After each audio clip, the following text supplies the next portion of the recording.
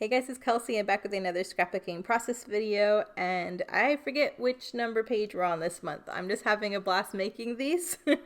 I made this one right after I made the groom page with Marcus in front of this really cool door. So I know there was a layout in between that one, that layout, and this layout, the process videos.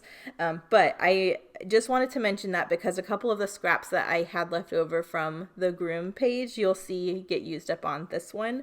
I have 3 photos of me and Marcus in front of that door. I really wanted to include all of them. I loved all of these pictures, but I feel like when you see all of them together, you really get the full story and the full feeling of what was going on. So I really wanted to make them into a big photo collage, which I loved getting a bunch of big photos used up. Sometimes it's really tricky to design around, but I love this page. I think it turned out so good. So I had 2 portraits, 1 landscape. I decided to block them together, and then you'll see I have this awkward gap where the horizontal one doesn't reach, the width of the other 2 photos together. And I'm just planning on that being one of my clustered areas, and it's going to turn out really cool. So this is a trust the process thing. I wasn't sure how that would work at first when I kind of matted them all together and had this awkward block. But I went ahead and fussy cutted a few more of the cut apart items. And this one here with this clock and this lock and the floral and the suitcase, it was just all composed so nicely. As soon as I put it in that area, I was like, boom, that part, that's going there, that's living there.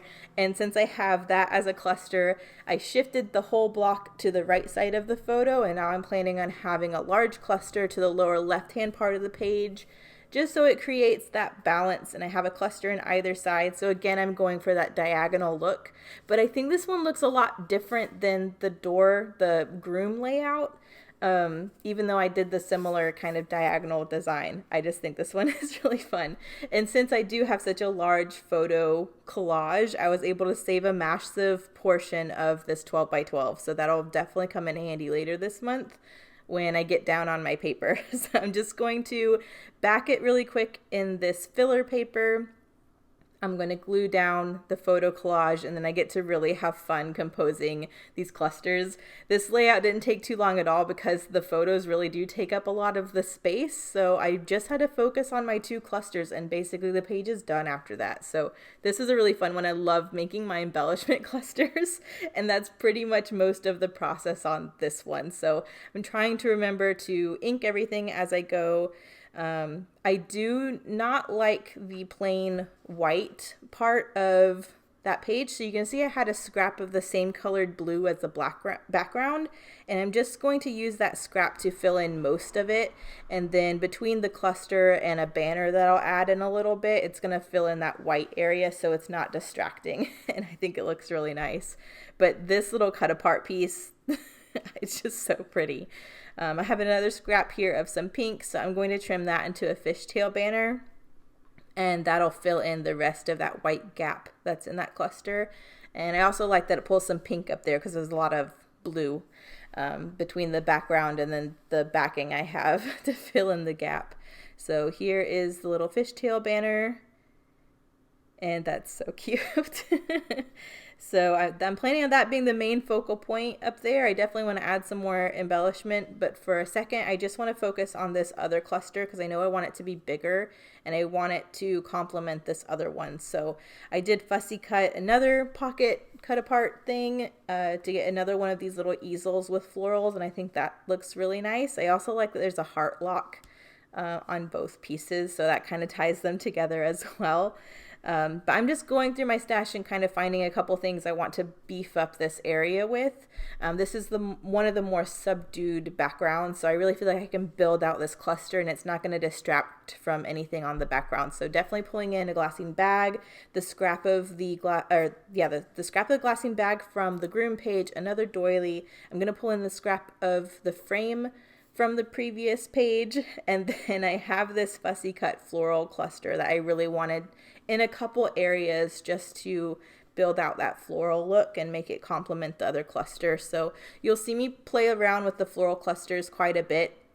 I'm being stingy with those because I know that they're really going to come in handy down the month, like down the rest of the month as I'm doing my pages. So I'm trying not to use more than one. So what you'll see is I find one that's a good size and I'll cut it in half and I'll use it in two separate areas. Sorry, there's a truck going by my open window. It's fall in Georgia, which is my favorite time of year. This is the best time of year for me. I wish it could be October all year long here.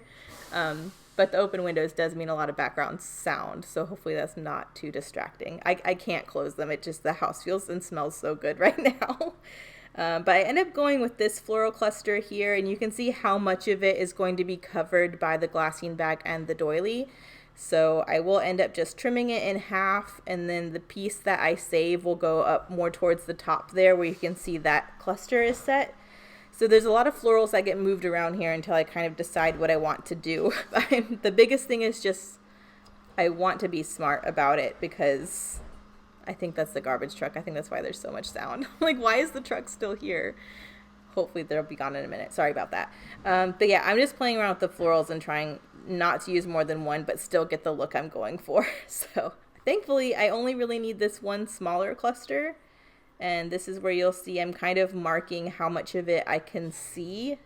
And then I will just cut it in half and use the remainder to beef out another section. So just making sure that I'm cutting where I'm supposed to, I think. I marked with pencil, and I think what happened was I couldn't see when my pencil marks. And so I'm just going back again and making sure that I'm cutting where I mean to.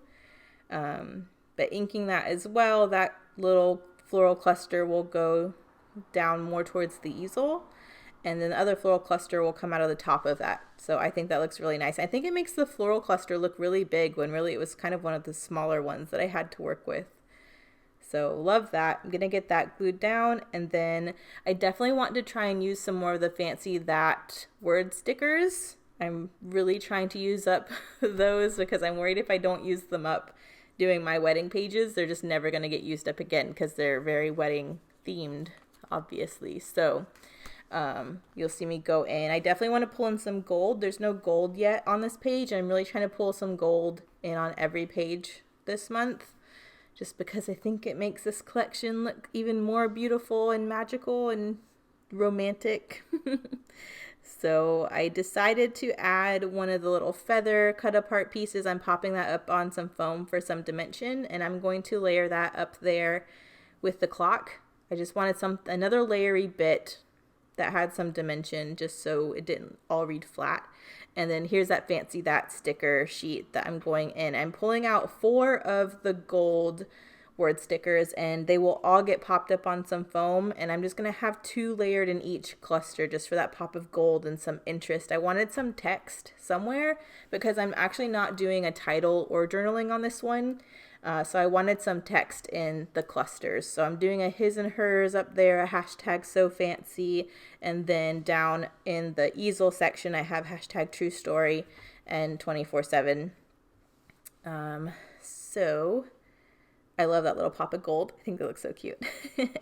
And then the last ephemera piece I really pull in before I go to my Heidi Swapp Gold Color Shine is actually some Felicity Jane.